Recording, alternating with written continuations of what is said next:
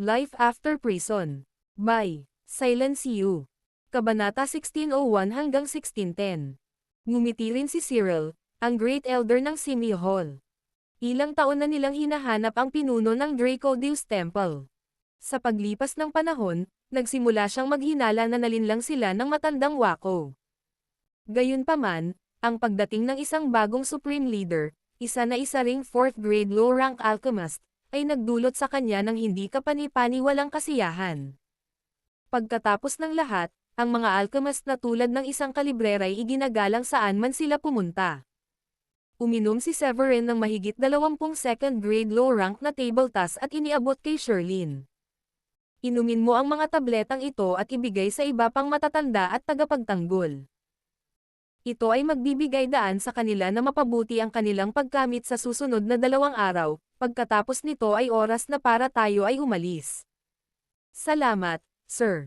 Ipinahayag ni Sherlyn ang kanyang pasasalamat at ininom ang mga table tasks sa tuwa. Pagkatapos sinabi niya, "Sumama ka sa akin.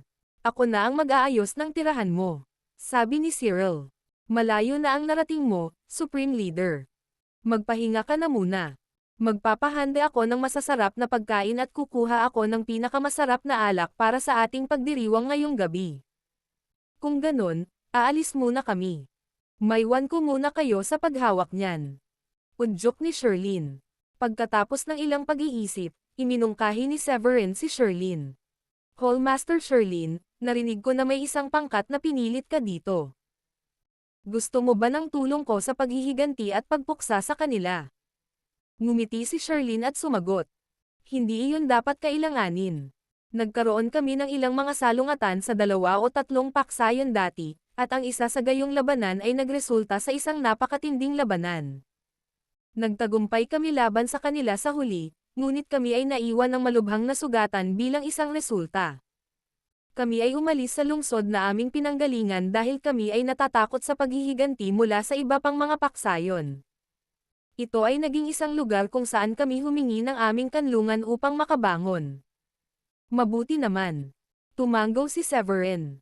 Nakahinga siya ng maluwag na ang sitwasyon ay hindi kasing katakot-takot ng una niyang naisip.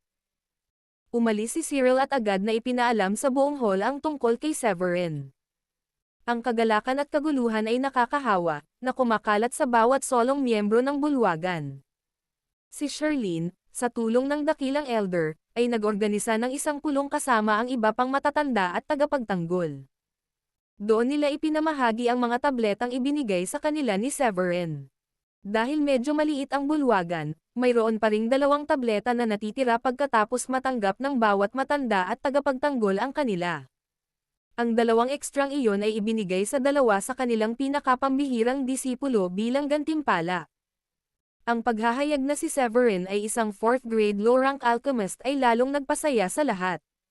Nang gabing iyon, nagtipon silang lahat para kumain ng sama-sama, at nagbahagi si Severin ng mga ideya tungkol sa Dracodeus Temple kay Sherlyn, Cyril, at sa iba pang miyembro. Hindi ka pani-paniwalang isipin na ang iba pang mga Hallmaster ay umabot na sa antas ng isang warrior emperor. Ako ay nasa likuran nila. Ipinahayag ni Sherlyn ang kanyang pagkagulat at bahagyang pagkadismaya nang malaman iyon.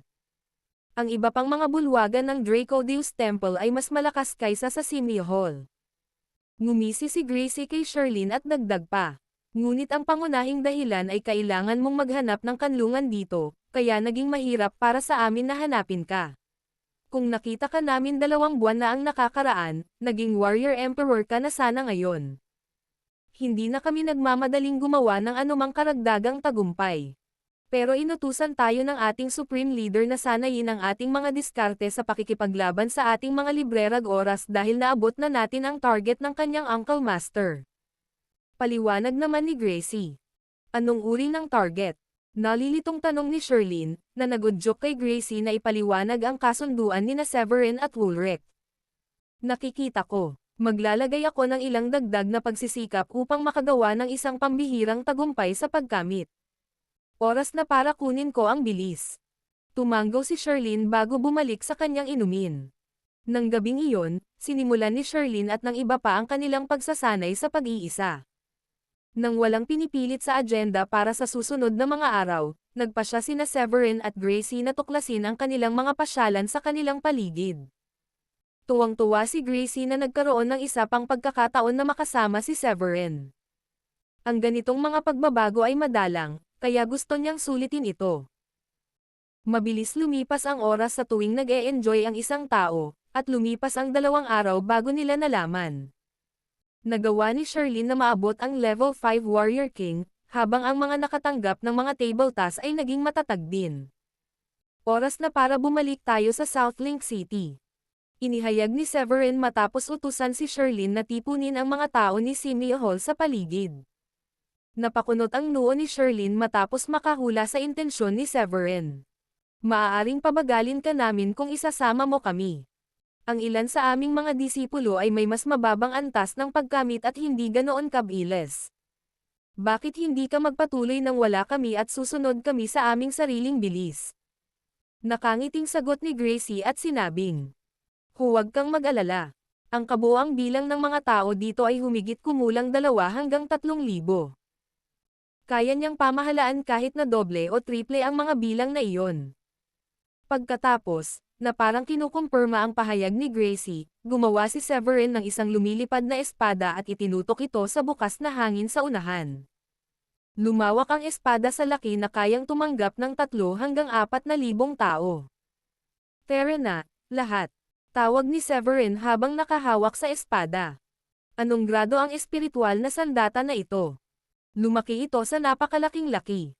Namangha si Cyril sa lumilipad na espada, isang tanawin na hindi pa niya nakita. Sumama si Gracie kay Severin sa ere at nagpaalam kay Cyril. Maaari itong lumaki kahit na mas malaki, ngunit ito ay higit pa sa sapat sa laki na ito. Masyadong malaki, at ito ay gagamit ng masyadong maraming espiritual na enerhiya at mental na lakas habang lumilipad. Ito ay kamangha-mangha. Hindi ko akalain na balang araw ay magkakaroon ako ng pagkakataong sumakay sa isang lumilipad na espada. Tuwang-tuwa ang sigaw ng isang alagad. Gusto kong malaman kung anong grado ang espada na ito, Supreme Leader. Tanong ni Sherlyn kay Severin.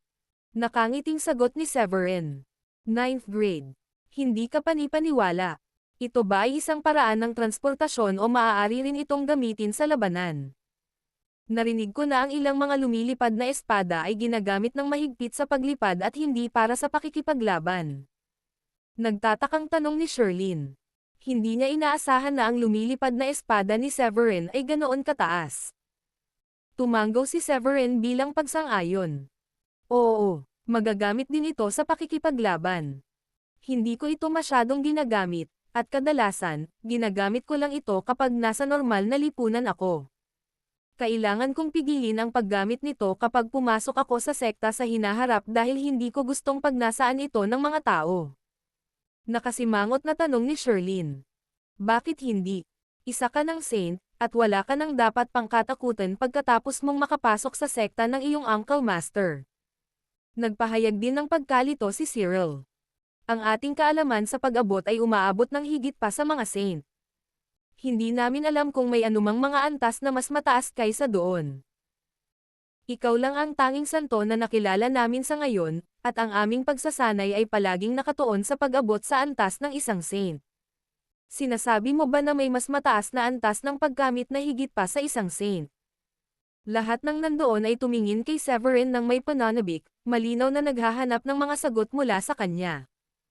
Nakangiting ngumiti si Severin at sinabing, ang mga mas malakas kaysa sa mga saint ay kilala bilang mga royal saints.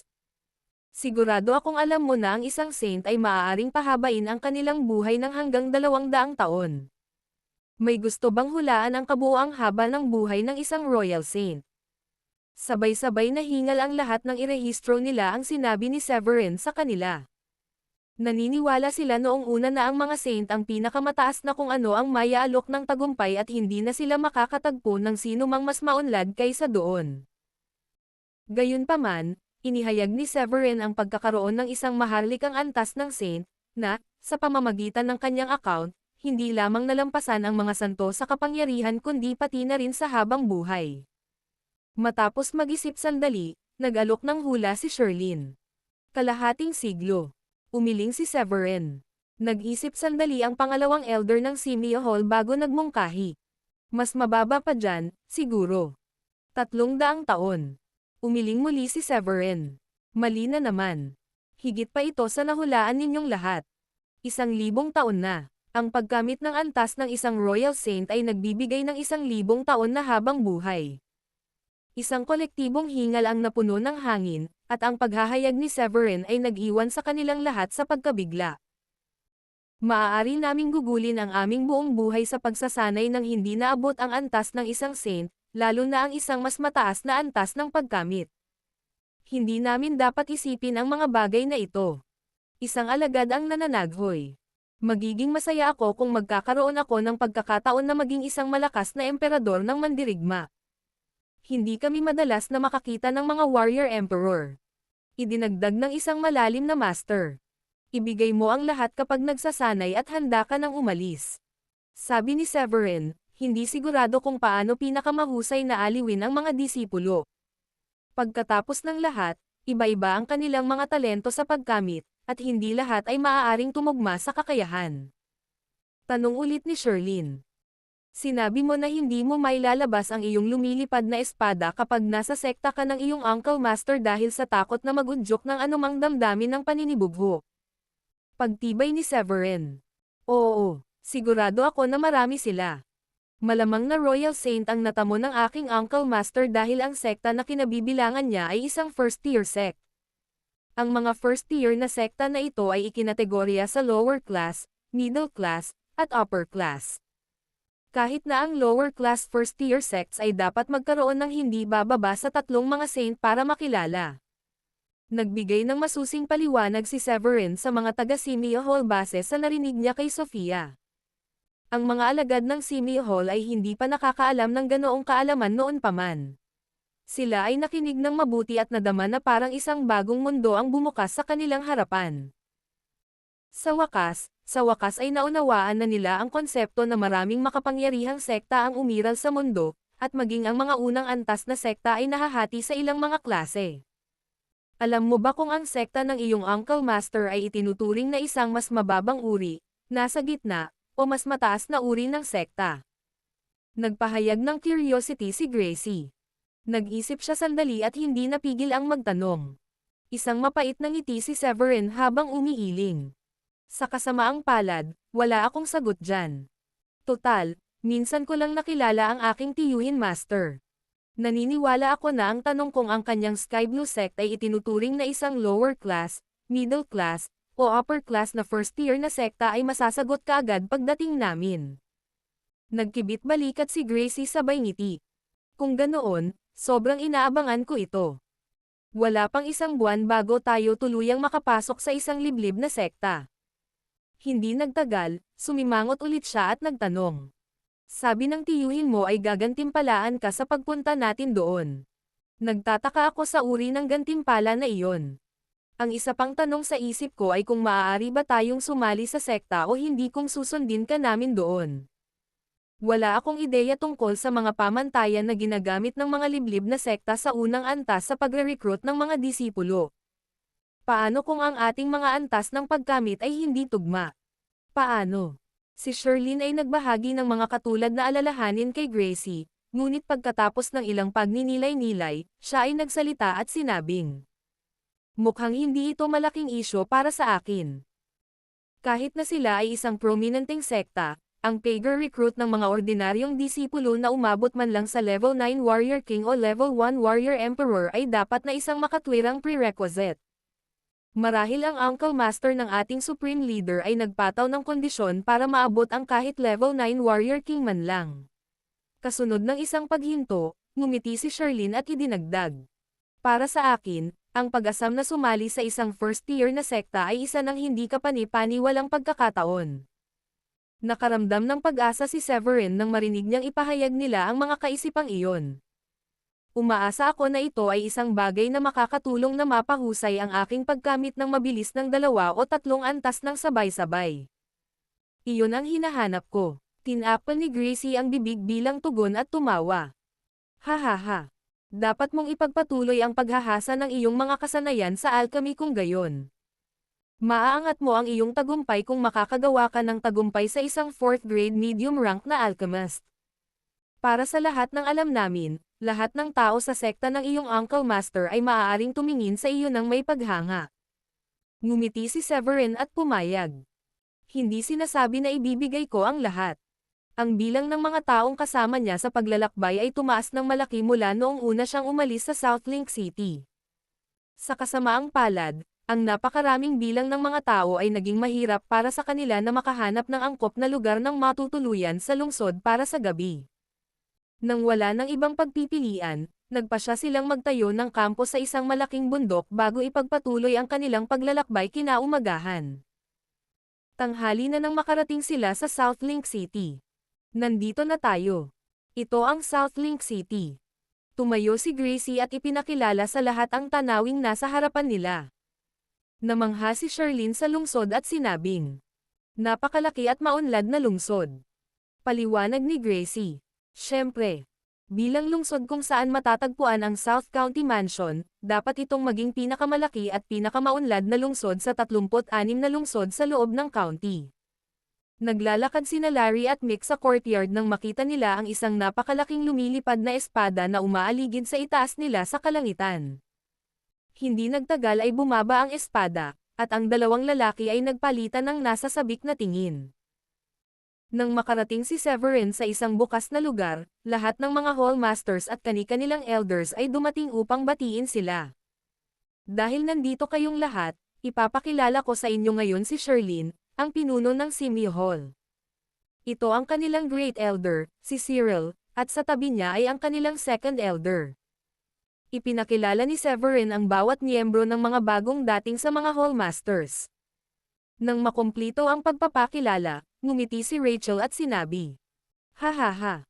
Akala ko lalaki ang leader ng Simi Hall kaya medyo nagulat ako nang makita kong babae pala siya." Dagdag ni Larry, "Pareho dito. Wala akong ideya na magiging ganito siya kaganda." Ngumiti ng pilit si Charlene at sinabing, "Hahaha. Well, tinanong ko ang dating Supreme Leader kung pwede akong italaga sa isang hall na may ibang pangalan, pero itinalaga niya ako bilang leader ng Simi Hall nang hindi ako binibigyan ng pagpipilian. Medyo awkward, dahil sa kasarian ko at sa pangalan ng hall na dapat kong pamunuan." Tumango si Mick. Marahil maraming tao ang nag-uugnay sa Simi Hall sa mga unggoy at lahat ng iyon. Makatuwirang ipagpalagay na ang taong nagbigay ng pangalang ito ay malamang na isang lalaki. Ang pag-iisip na maaaring ikaw ay isang nakasisilaw na babae ay hindi sumagi sa isipan ng sinuman. Nilinga ni Rachel si Mick at tinukso. "Kailan ka pa naging magaling magsalita?" Nakangiting sagot ni Mick. "Ako ay palaging isa." Kalahati ng mga bulwagan sa ilalim ng Dracodeus Temple ay pinamumunuan ng mga kababaihan, at lahat sila ay napakarilag. Biglang natauhan si Severin. "Tama ka. May 12 hallmaster sa kabuuan, na may 6 na lalaki at 6 na babae. Nagkataon lang ba ito? O ginawa ito ng Old Wako na iyon?" Naguguluhan ang ekspresyon ni Charlene nang mabanggit ang pangalang Old Wako. "Old Wako? Sino yon?" Paliwanag ni Severin. "Ang palayaw na Old Wako ay tumutukoy sa aking master, na dati mo ring Supreme Leader. Ang tawag sa kanya ng lahat ay Old Wako, samantalang ako ay tinawag na Little Wako. Sa tingin mo ba ay partikular na pinili niya ang 6 na lalaki at 6 na babae para maging hallmasters? O nagkataon lang? Napakalaking pagkakataon kung ako ang tatanungin mo." Kumunat ang noo ni Rachel. Nagbigay ng opinyon si Nancy. "Naniniwala ako na ito ay nagkataon lamang. Masyado kayong nagbabasa nito." Nagulat si Severin, tumayo si Larry at nagpahayag. "Mga kapwa ko hallmasters, sa tingin ko, ang dating Supreme Leader ay may katulad na bagay sa bawat isa sa atin. Ngayong lahat tayo ay nagtipon-tipon na dito, siguro oras na para ipaalam natin sa bagong Supreme Leader kung ano ang ipinagkatiwala sa atin." Pumayag naman si Mick at sinabing, "Mukhang maganda. Ngayong nandito na tayong lahat, oras na para ibunyag ang impormasyon." Natarante si Severin sa biglaang revelasyon. Halatang may itinatago sa kanya ang matandang Wako.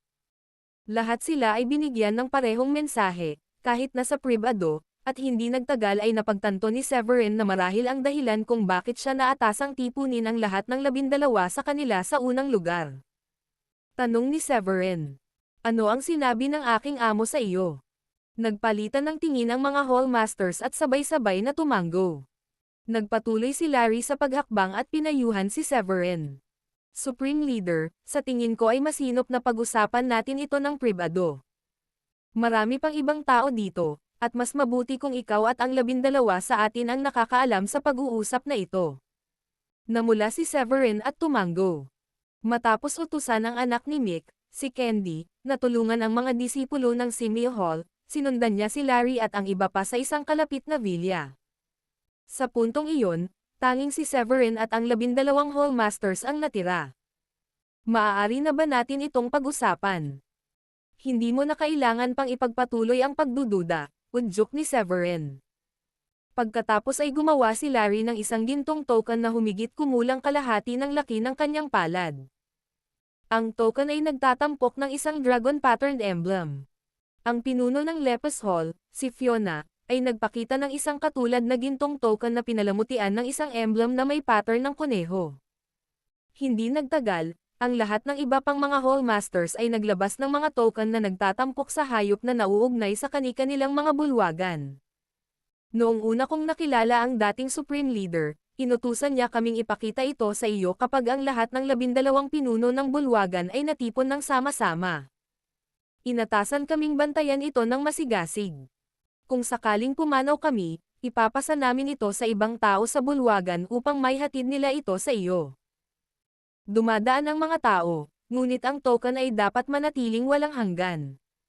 Mataimtim na paliwanag ni Larry habang inaabot ang token kay Severin.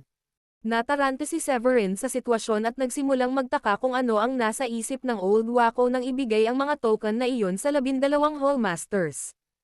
Sinuri ni Severin ang gininto ang token, walang natuklasang kakaibang katangian bukod sa purong gintong komposisyon nito. Pinindot niya. At pagkatapos, paliwanag ni Larry, wala nang karagdagang elaborasyon. Sumang-ayon si Gracie. Sinabi lang niya sa amin na ipakita sa iyo ang mga token na ito kapag nagpulong na kaming lahat. Si Severin ay nag-isip tungkol sa bagay na ito sa pagkataranta, at ang mga ekspresyon ng mga master ng bulwagan ay sumasalamin sa kanyang sarili. Pagkatapos ay tumikim siya at nilagay ang token ni Larry sa table. Marahil maaari nating ilagay ang lahat ng mga token sa mesa at tingnan kung may mangyayari. Ginawa ng ibang mga Hallmasters ang iminungkahing sa kanila. Sa kabila ng kanilang pag-asam, walang agarang reaksyon na naganap kapag ang mga token ay pinagsama-sama. Haka-haka ni Larry. Maaaring ang pag-alay ng mga token na ito sa malapit na pakikipag-ugnayan sa isa't isa ay mag-trigger ng ilang nakatagong mekanismo o magbubunyag ng ilang mga lihim na diskarte. Nagpasya si Severin na subukan ang teoryang ito.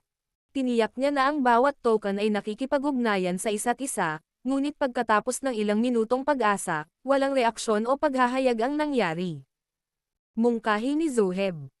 Marahil ay dapat nating ayusin ang mga ito ayon sa pagkakasunod-sunod ng Oriental Zodiac Signs. Sumang-ayon si Mick nang may sigasig, sinabi.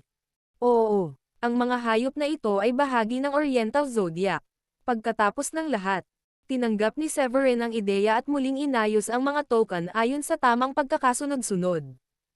Pagkatapos ng isa pang matagal na paghihintay, ang mga token ay nanatiling hindi tumutugon, na humantong kay Zoheb na ipahayag ang kanyang pagkabigo. Bakit hindi ito sumasagot? Pumayag si Severin sa pagkadismaya. Hintayin na lang natin.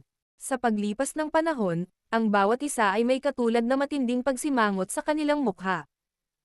Mahigit 10 minuto na ang lumipas, at ang mga token ay nanatiling kasing tahimik ng anumang run-of-the-mill golden trinket. Hindi kaya ang mga token na ito ay mga dekorasyon lamang. May malahiyas na butil sa bawat isa. Marahil ang mga kwintas na ito ay may layunin. Iminungkahi ni Larry pagkatapos ng isa pang 10 minuto ng pagmamasid. Tinuro ni Rachel. Naubos na namin ang lahat ng naiisip na paraan at wala pa ring reaksyon. Mukhang walang espesyal sa mga token na ito. Maaaring magsilbi lamang silang simbolikong mga item na kumakatawan sa kani-kanilang mga bulwagan, at maaaring walang anumang diskarte sa pakikipaglaban na makukuha namin mula sa mga token na ito. Sandaling nag-isip si Severin bago nagmungkahi. Paano kung ang bawat isa sa inyo, na kumakatawan sa kani-kanilang zodiac sign, ay nagtangka na ipasok ang token ng inyong espiritual na enerhiya? Marahil ay makakakuha tayo ng tugon sa pamamagitan nito. Ang panukala ay nagdulot ng panibagong sigasig sa mga masters ng bulwagan. Ang inaasam-asam ng nobelang eksperimentong ito ay nakaintriga sa kanila, at inilipat nila ang kanilang espiritual na enerhiya sa mga token. Sa kasamaang palad, ito ay isa pang round ng pagkabigo, dahil pinanatili ng mga token ang kanilang dating hindi tumutugon na estado. Ang pagbitiw sa sitwasyon, sa wakas ay sinabi ni Severin. Pag-usapan natin ito sa ibang pagkakataon. Maaari nyo munang ibalik ang inyong mga token sa ngayon. Maaaring alam na ng aking Uncle Master ang kanilang layunin kung ipapakita natin ito sa kanya kapag nakilala natin siya. Pinag-isipan ni Larry ang panukala at nagmungkahi. Sa palagay ko, mas mabuti para sa iyo na panatilihin ang pagmamay-ari ng mga token na ito. Natanggap ng kanyang ideya ang pag-aproba ni Mick. Medyo mababa ang ating natamo, at maaaring hindi natin lubos na maunawaan ang kanilang halaga. Ang mga token ay ipinagkaloob sa atin ng ating dating Supreme Leader, na nagpapahiwatig na malamang na nagsisilbi sila ng isang mahalagang tungkulin. Totoo man o hindi, sila pa rin ang pinakaligtas sa iyong pangangalaga. Sinundan ito ni Rachel, inilagay ang kanyang token sa mga kamay ni Severin. Sumasang-ayon ako sa kanila. Dapat kang humawak ng mga token. Mas ligtas sa ganoong paraan. Pumayag naman si Severin at sinabing, sige. Pananatilihin ko sila at sisiyasatin ko pa ang kanilang layunin sa aking librerag oras. Kung mayroon man sa inyo ang may mga bagong ideya na maaari naming subukan, mangyaring huwag mag-atubiling ibahagi ang mga ito sa akin. Pagkatapos ay maaari nating subukan ang isa pang yugto ng pagsubok upang makita kung ang mga token na ito ay magre-react. Ibinigay ng mga Hallmasters ang kanilang mga token kay Severin, na itinago ang mga ito sa loob ng kanyang spatial ring. Kapag natapos na ang problemang iyon, ibinaling ni Severin ang atensyon kay Fiona at Sherlyn. Binalangkas niya ang isang mahigpit na target para sa kanilang pag-unlad at itinagubilan. Dahil kayong dalawa ang may pinakamababang natamo, kailangan kong subaybayan ng mabuti ang iyong pag-unlad sa loob ng isang buwan. Inaasahan kong pareho kayong gagawa ng tagumpay sa kahit man lang level 1 Warrior Emperor sa loob ng panahong ito. Walang problema si Fiona, at bibigyan kita ng tableta sa loob ng ilang araw kapag naging matatag ang iyong tagumpay. Iyon ay magpapadali sa karagdagang pag-unlad patungo sa pagiging isang Warrior Emperor.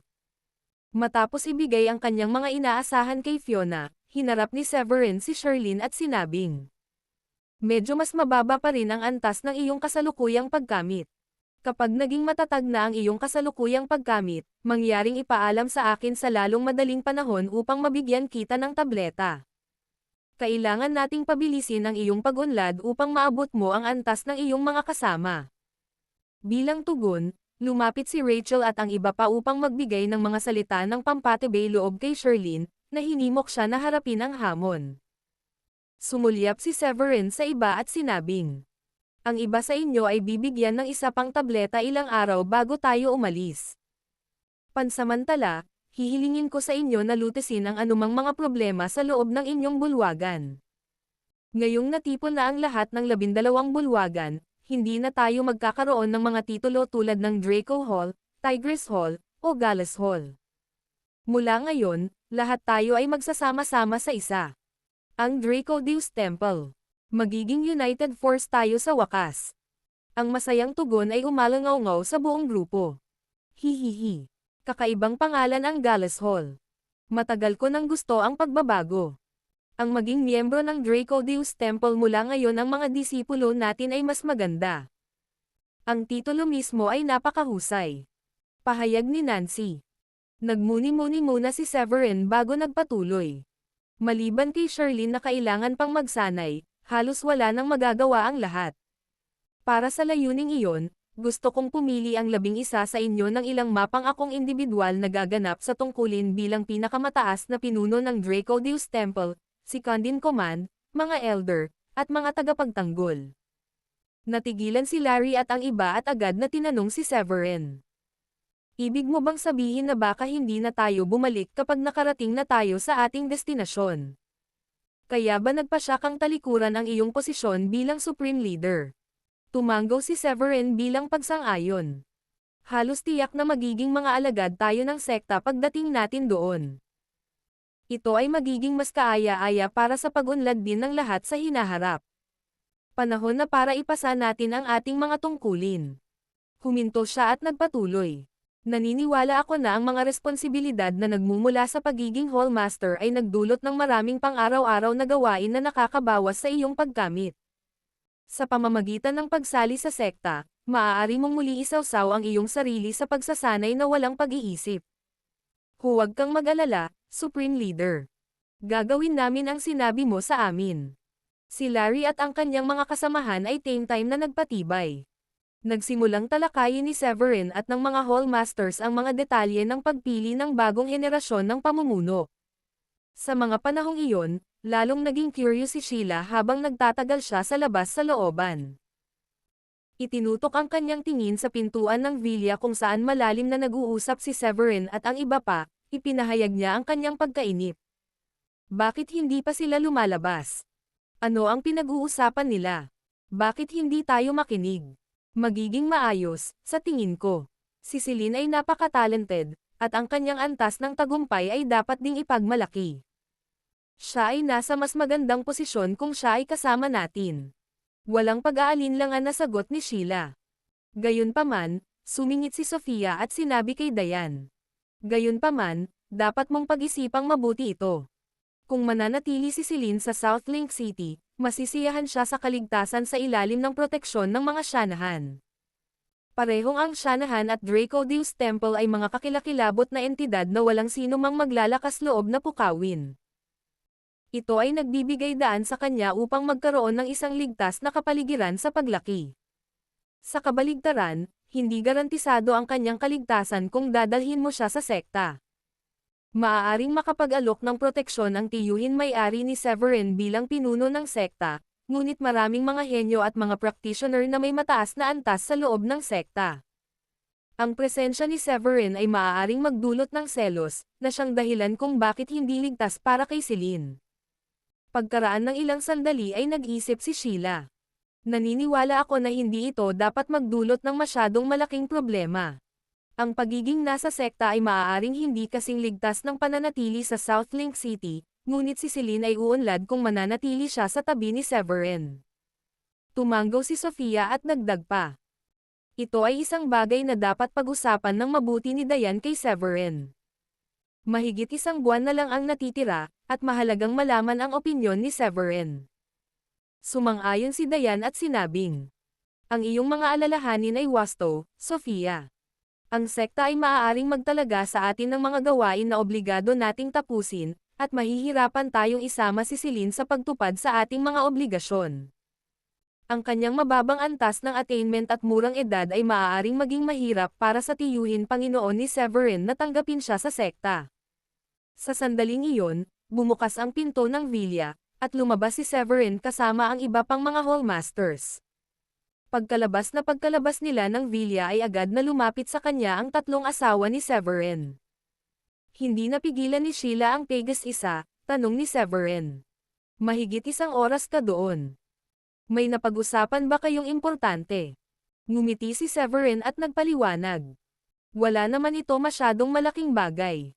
Aalis tayo sa lalong madaling panahon nang hindi alam kung kailan tayo babalik, at isasama ko rin ang 12 Hallmasters. Ito ay mag-aalis sa ating organisasyon ng mga pinuno nito, kaya inatasan ko silang pumili ng mga bagong pinuno at elder sa loob ng isang buwan. Ang 12 bulwagan ay magkakaisa sa ilalim ng Draco Deus Temple, at maaari tayong umalis nang hindi na kailangang mag-alala pa ng husto. Tanong ni Sheila. Anong ibig mong sabihin na walang malaking bagay? Hindi ba ang isyo na ito ay lubos na mahalaga at madalian? Pagkatapos ng ilang pagmumuni-muni, tinanong ni Diane si Severin. Mayroon bang anumang naaangkop na kandidato sa isip? Ngumiti si Severin at nagpaliwanag. Ang ilan sa mga Great Elder ay maaaring hindi makasama sa proseso ng pagpili. Gagawin nila ang mga tungkulin ng mga pinuno ng Dracodeus Temple sa ilang lawak. Para sa kapakanan ng patas, gayunpaman, ang bawat bulwagan ay kailangang magkaroon ng kahit isa sa kasalukuyang mga elder nito na naglilingkod bilang isang elder sa loob ng Dracodeus Temple. Ang iba pang mga posisyon, tulad ng mga guardian o elder, ay itatalaga sa maikling panahon, pagkatapos ng kanilang mga antas. Tungkol sa posisyon ng Supreme Leader, nilalayon naming pumili mula sa nakababatang henerasyon, isang taong hindi hihigit sa 30 taong gulang. Sila ay makikipagkompetensya sa isang paligsahan sa labanan, at ang mananalo ay magiging kwalipikadong gampanan ang tungkulin ng bagong Supreme Leader. Nagningning ang mga mata ni Sheila nang marinig ang tungkol sa kompetisyon. Sabik na tanong niya, maaari ba nating panoorin ang kompetisyon kung may oras tayo? Kabanata 1610. Nakangiting sabi ni Severin. Malugod kang tinatanggap na maging manunood, ngunit iyong mga may mababang antas ng attainment ay dapat tumuon sa paggawa ng mga pambihirang tagumpay sa loob ng buwan. Si Rachel at ang iba pa ay hindi nagmamadaling gumawa ng mga pambihirang tagumpay dahil marami silang iba pang mga responsibilidad na dapat hawakan. Bibigyan ka nito ng pagkakataong tulungan ang agwat. Nagningning ang mga mata ni Sheila habang tuwang-tuwa na ikinuyom niya ang kanyang mga kamao. Magaling. Kailangan kong magsanay ng mas mahirap ngayong abala sila para magsanay. Kailangan kong isara ang agwat sa pagitan namin. Nakangiting sagot ni Dayan. Hindi mo na kailangang mabalisa kapag level 1 warrior emperor ka na.